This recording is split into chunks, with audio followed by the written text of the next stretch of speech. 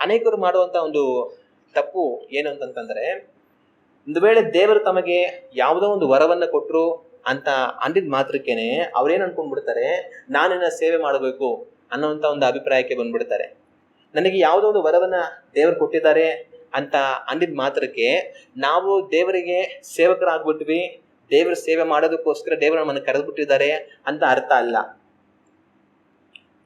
ಆದ್ರೆ ದೇವರ ಆತ್ಮರ ವರಗಳು ಬೇರೆ, ಸೇವೆಯ ಕರೆ ಬೇರೆ.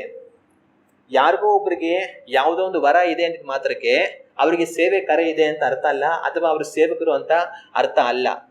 ಆದ್ರೆ ಅನೇಕರು ಏನ್ ಮಾಡ್ತಾರೆ, ದೇವರು ತಮಗೆ ಯಾವುದೋ ಒಂದು ವರವನ್ನು ಕೊಟ್ಟ ನಂತರ, ಒಂದು ವೇಳೆ ಪ್ರವಾದನೆ ವರವನ್ನೇ ದೇವರು ಕೊಡಬಹುದು, ಅಥವಾ ಅವರು ಪ್ರಾರ್ಥನೆ ಮಾಡುವಾಗ ಅನೇಕರ ರೋಗಗಳು ಸ್ವಸ್ಥವಾಗುವಂತ, ಸ್ವಸ್ಥತೆಯನ್ನು ಉಂಟು ಮಾಡುವಂತ ವರವನ್ನೇ ದೇವರು ಕೊಡಬಹುದು, ಅಥವಾ ಬೇರೆ ಯಾವುದೋ ವರವನ್ನು ಬೇಕಾದ್ರೂ ಅವ್ರು ಕೊಡಬಹುದು. ಆದ್ರೆ ವರವನ್ನು ಕೊಟ್ಟಿದ ಮಾತ್ರಕ್ಕೆ ಆ ಮನುಷ್ಯ ಸೇವಕನಾಗಿ ಬಿಡೋದಿಲ್ಲ.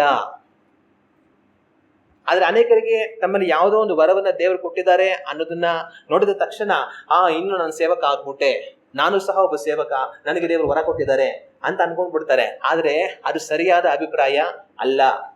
ವರಗಳು ಬೇರೆ, ಸೇವೆಯ ಕರೆ ಅನ್ನುವಂಥದ್ದು ಬೇರೆ. ಆದ್ರೆ ಅನೇಕರು ಯಾವುದೋ ಒಂದು ವರವನ್ನು ದೇವರು ತಮಗೆ ಕೊಟ್ಟಿದ್ದಾರೆ ಅಂತ ನೋಡಿ, ನಾನಿನ್ನ ಸೇವಕನಾಗ್ಬಿಟ್ಟೆ ಅಂತ ಅನ್ಕೊಂಡು, ನಾನು ಇನ್ನ ಮೇಲೆ ಸೇವೆ ಮಾಡ್ತೀನಿ, ನಾನೇ ಒಬ್ಬ ಸೇವಕ ಅಂತ ಹೇಳಿ ಸೇವೆಗಳಿಗೆ ಅಂತ ಹೊರಟು ಹೋಗಿ ಒಂದಷ್ಟು ಕಾಲಗಳು ಕಳೆದ ನಂತರ ಏನು ಸಹ ನಡೆಯದೆ ಆನಂತರ ಮತ್ತೆ ನಾನು ಸೇವೆ ಮಾಡೋದನ್ನೆಲ್ಲ ಬಿಟ್ಬಿಟ್ಟು ತಿರ್ಗಾ ದೇವರೇ ಅಂತ ಏನೋ ಮಾಡ್ಕೊಂಡು ಹೋಗ್ತೀನಿ ಅಂತ ಏನೋ ಮಾಡ್ಕೊಂಡು ಹೋಗುವಂತವ್ರನ್ನ ನಾವು ನೋಡೋದಕ್ಕೆ ಸಾಧ್ಯ.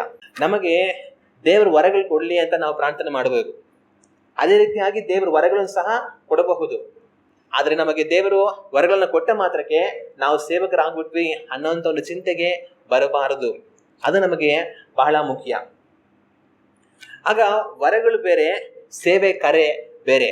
ಸೇವೆ ಕರೆ ಅಂದ್ರೆ ಏನಂತಂದ್ರೆ, ಸೇವಕ ಅಂದ್ರೆ ಯಾರು ಅಂತಂದ್ರೆ, ಯಾರನ್ನ ದೇವರು ತಮ್ಮ ರಾಜ್ಯದಲ್ಲಿ ಕೆಲಸವನ್ನು ಮಾಡೋದಕ್ಕೋಸ್ಕರವಾಗಿ ವಿಶೇಷವಾಗಿ ಆರಿಸ್ಕೊಂಡಿರ್ತಾರೋ ಅವರು ಸೇವಕರು.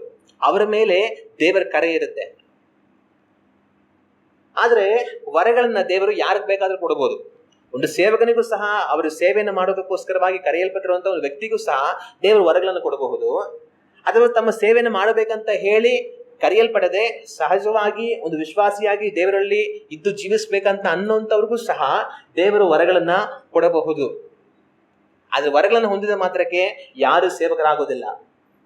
ಅದೇ ರೀತಿಯಾಗಿ ಸೇವಕ ಅಂದಿದ ಮಾತ್ರಕ್ಕೆ ಅವರಿಗೆ ವರಗಳು ಇರಲೇಬೇಕು ಅನ್ನೋ ಅಗತ್ಯ ಇಲ್ಲ. ಅವರಿಗೆ ದೇವರ ಕರೆ ಇರುತ್ತೆ, ಅದು ಸಾಕಾಗಿರುತ್ತೆ. ಅಗತ್ಯ ಇದ್ರೆ ಬೇರೆ ದೇವರ ವರಗಳನ್ನು ಸಹ ದೇವರು ಅವರಿಗೆ ಬೇಕಾದದನ್ನ ಕೊಡ್ತಾರೆ. ಅದರಿಂದ ಅನೇಕರು ಈ ಮಾಡುವಂತ ಇದ್ದ ತಪ್ಪಿಗೆ ನಾವು ಗುರಿಯಾಗದ ಹಾಗೆ ನಾವು ಎಚ್ಚರಿಕೆ ಆಗಿರ್ಬೇಕು. ಹಂಗಂದ್ರೆ ನಾನು ದೇವರಿಗೋಸ್ಕರ ಸೇವೆ ಮಾಡ್ಬೇಕು ಅನ್ನೋ ಉದ್ದೇಶ ದೇವರಿಗಿಲ್ಲ, ನಾನು ಒಬ್ಬ ಸೇವಕ ಅನ್ನಿಸ್ಕೊಂಡು ಸೇವೆ ಮಾಡ್ಬೇಕನ್ನೋ ಉದ್ದೇಶ ದೇವರಿಗಿಲ್ಲ. ಆದ್ರೂ ಸಹ ನನಗೆ ದೇವರು ವರ ಯಾಕೆ ಕೊಡ್ತಾರೆ? ವರ ನನಗೆ ಕೊಟ್ಟಿದ ಮಾತ್ರಕ್ಕೆ ನಾನು ಸೇವಕನ ಆಗ್ಬಿಡ್ಬೋದಲ್ವಾ? ಯಾಕೆ ವರ ಕೊಟ್ಟಿದ್ರು ನಾನು ಸೇವಕನಾಗಿ ಇರೋದಕ್ಕೆ ಅವಕಾಶ ಇರೋದಿಲ್ಲ ಅಂತಂದ್ರೆ, ದೇವರು ವರ ಯಾಕೆ ಕೊಡ್ತಾರೆ ಅಂತಂದ್ರೆ, ತಮ್ಮೊಟ್ಟಿಗೆ ಇರುವಂತ ಸೇವಕರಿಗೆ ಸೇವೆಯಲ್ಲಿ ಸಹಾಯವಾಗಿದ್ದು ದೇವರಾಜ್ಯದ ಪ್ರಯೋಜನಾರ್ಥವಾಗಿ ಅದು ಉಪಯೋಗಿಸಲ್ಪಡಲಿ ಅಂತ. ಉದಾಹರಣೆಗೆ ಯಾರೋ ಒಬ್ಬ ಸೇವಕ ಇರ್ತಾರೆ, ಅವರು ದೇವರ ಕರೆಯನ್ನು ಪಡ್ಕೊಂಡು ದೇವರ ಸೇವೆಯನ್ನು ಮಾಡ್ತಾ ಇರ್ತಾರೆ.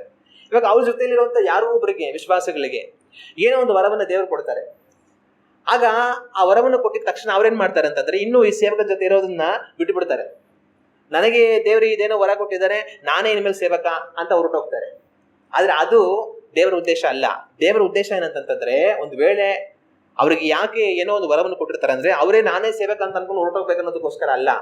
ಆದ್ರೆ ಅವರನ್ನ ದೇವರು ಯಾವ ಸೇವಕರ ಜೊತೆಲಿ ಇಟ್ಟಿದ್ದಾರೆ ಅವ್ರ ಜೊತೆ ಇದ್ದುಕೊಂಡು ಆ ವರವನ್ನ ದೇವರ ಸೇವೆಯ ನಿಮಿತ್ತವಾಗಿ ದೇವರಾಜ್ಯದ ಪ್ರಯೋಜನಾರ್ಥವಾಗಿ ಉಪಯೋಗಿಸೋದಕ್ಕೋಸ್ಕರವಾಗಿ ಅದನ್ನ ದೇವರು ಕೊಟ್ಟಿರ್ತಾರೆ. ಆದ್ರೆ ಅವರೇ ಹೊರಟು ಹೋಗಿ ಸೇವೆ ಮಾಡಬೇಕು, ಸೇವಕನಾಗ್ಬಿಡ್ಬೇಕು ಅನ್ನುವಂಥ ಉದ್ದೇಶಕ್ಕೋಸ್ಕರವಾಗಿ ಅಲ್ಲ. ಅದರಿಂದ ವರಗಳಿಗೋಸ್ಕರವಾಗಿ ನಾವು ಪ್ರಾರ್ಥನೆ ಮಾಡಬೇಕು. ದೇವ್ರು ವರ ಕೊಟ್ಟರು ಅನ್ನೋದ್ ಮಾತ್ರಕ್ಕೆ ನಾನೇ ಸೇವಕ ಆಗ್ಬಿಟ್ಟೆ ಅನ್ನೋಂಥ ಒಂದು ಯೋಚನೆಗೆ ನಾವು ಬರಬಾರದು.